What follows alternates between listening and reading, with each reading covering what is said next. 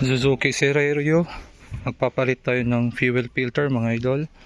So this is a 2012 Suzuki Celerio. So nalitan ko na, ito yung old, no?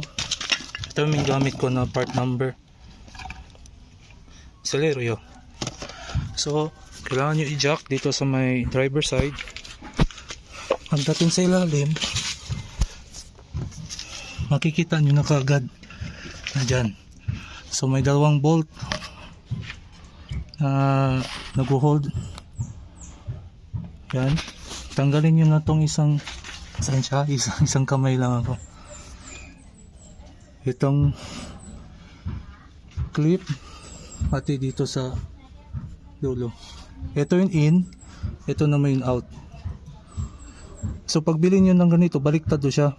Luwagan nyo lang tong nut na to 10mm, baliktarin nyo lang yung position. So huwag kayong magkamali sa yung position na in and out. Okay, thank you for watching.